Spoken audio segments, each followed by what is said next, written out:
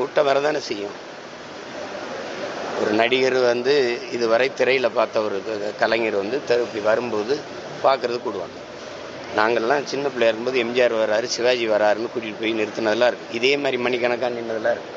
கடைசியாக அவர் வரலை, அப்படியே போயிட்டார் பரமக்குடியோடன்னு இளையாங்குடியில் நாங்கள் நின்று ஏமாந்து திரும்பினதெல்லாம் இருக்குது. இது 7 கிலோமீட்டர் தூரத்தை கடக்கிறதுக்கு 5 மணி நேரம் அப்படிங்கும்போது அவரை பார்ப்பதற்கு லட்சக்கணக்கான மக்கள் காத்திருக்கிறாங்க. அது வரும். இப்போ சகோதரர் அஜித் இறக்குனீங்கன்னா இதை விட கூட்டம் வரும். இப்போ என்ன பண்ணலான்னு சொல்கிறோம். ஐயா ரஜினிகாந்த் வந்திருந்தால் இதை விட கூட்டம் வந்து தான் இருக்கும். நயன்தாரா அவர்களை இறக்கிவிட்டால் இதை விட 2 மடங்கு கூட்டம் தான் வரும். நீங்கள் அதை கூட்டத்தை பார்க்காது, முன்வைக்கிற கொள்கையை பாருங்க.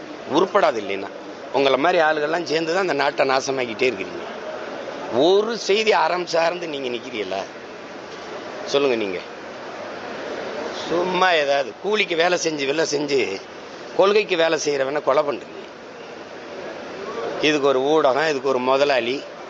எந்த முதலாளியும் நீங்கள் லாபத்தை வைக்க தான் வேலை செய்கிறீங்க, மக்கள் சேவைக்கு அனுக்கிறீங்க. அறம் சார்ந்து ஒரு செய்தியை வெளியிடுறீங்கன்னு சொல்லுங்கள். உங்கள் நெஞ்சை தொட்டு சொல்லுங்கள். யாராவது